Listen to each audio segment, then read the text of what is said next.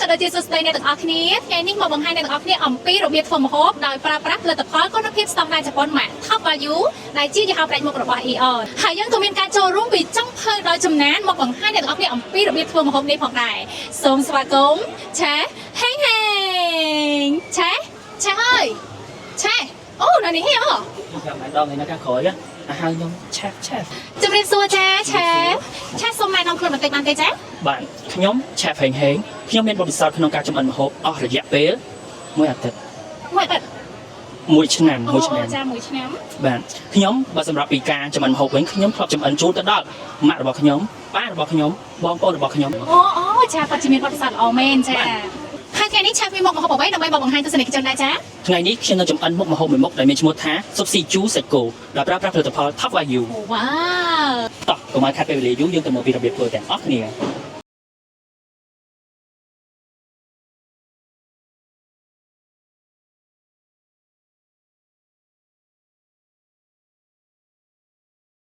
ឃើញថាគ្រឿងផ្សំរបស់យើងគឺបានរៀបចំរួចអស់ហើយអញ្ចឹងឆេฟអាចប្រាប់បន្តិចបានទេថាគ្រឿងផ្សំរបស់យើងក្នុងថ្ងៃនេះគឺមានអ្វីខ្លះដែរបាទសម្រាប់គ្រឿងផ្សំនៅក្នុងថ្ងៃនេះគឺយើងមានដូចជាសាច់គោការ៉ុតដំឡូងបារាំងជាមួយនឹងខ្ទឹមបារាំងហើយអ្វីដែលយើងមកភ្លេចអត់បានគឺដុំស៊ុបស៊ីជូផលិតផលម៉ាក Top Value វ៉ា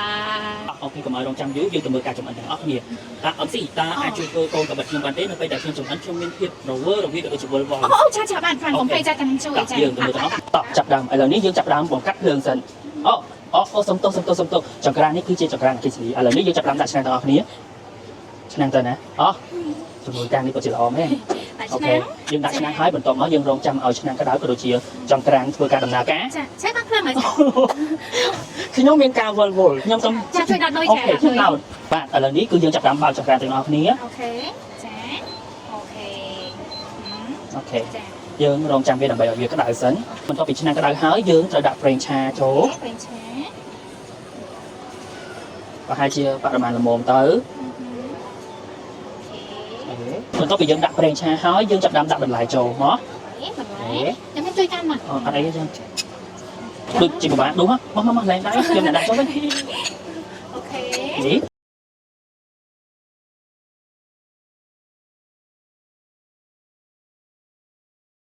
យើងចាំវាឲ្យសក់បន្លែដើម្បីឲ្យវាមានភាពទន់នៃបន្លែឈ្ងុយបណ្ដាចាឲ្យមានការខ្ចាយចេញពីអំស៊ីកុំធ្វើឃើញណាអូខេនេះខ្ញុំនឹងធ្វើការឲ្យមើលថាស្នាដៃរបស់ខ្ញុំវាយ៉ាងម៉េចអូខេកម្រមានអ្នកបានធ្វើស្នាដៃរបស់ខ្ញុំណាព្រោះខ្ញុំការងាររហូតខ្ញុំពូតដឹងហើយបន្ទាប់ពីយើងឆាបន្លែឲ្យមានភាពទន់ល្មើយហើយយើងនឹងដាក់សាច់គោចូលតាមក្រោយគឺភ្លេចពីទៅការនេះវ៉ាវ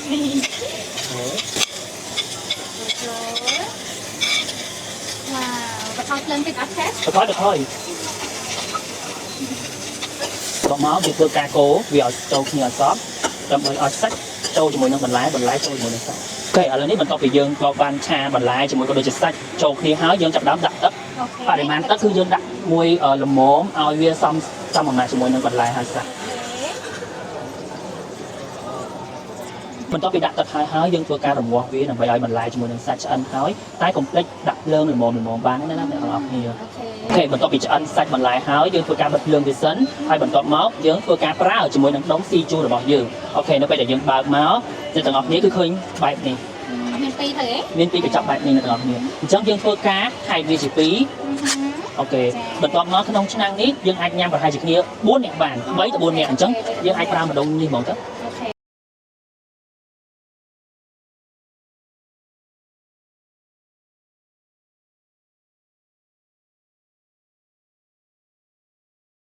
យើងដាក់ដុំស៊ុបរួចហើយយើងធ្វើការបើកភ្លើងហើយរងាស់វារហូតតតែវាមានភាពអន្តាយអញ្ចឹងនេះគឺវាអត់អន្តាយណាអញ្ចឹងយើងកូរថែមឥឡូវនេះឃើញថាស៊ុបរបស់យើងគឺឆ្អិនរួចរាល់ហើយក៏ដូចជាតែងដូចតែអ្វីដែលយើងនិយាយដែរអញ្ចឹងតោះយើងចាប់ដើមដួសដាក់ចានទាំងអស់គ្នា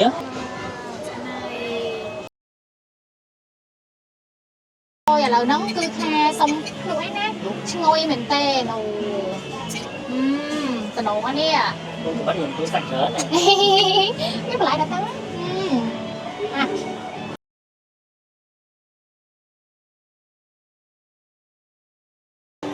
រសជាតិនិយាយតាមមកល្មមហ្មងញ៉ាំទៅគឺឆ្ងាញ់ដូចជាមិនបាច់ទៅថែមអំបិលវាចេញស្ករហើយទៅមិនបាច់យើងដាក់ទឹកគ្រឿងស៊ីជូរនឹងតែមកដុំ ក្នុងឆ្នាំនេះតែមានគ្រឿងសប្បុរសហើយរសជាតិគឺនេះថាមកលំម ឆ្ងាញ់មក ឆ្ងាញ់មក តែទាំងអស់គ្នាឃើញថាមុខម្ហូបយើងនៅក្នុងថ្ងៃនេះគឺថាមានរសជាតិឆ្ងាញ់ហើយងាយស្រួលចម្អិនមែនទែន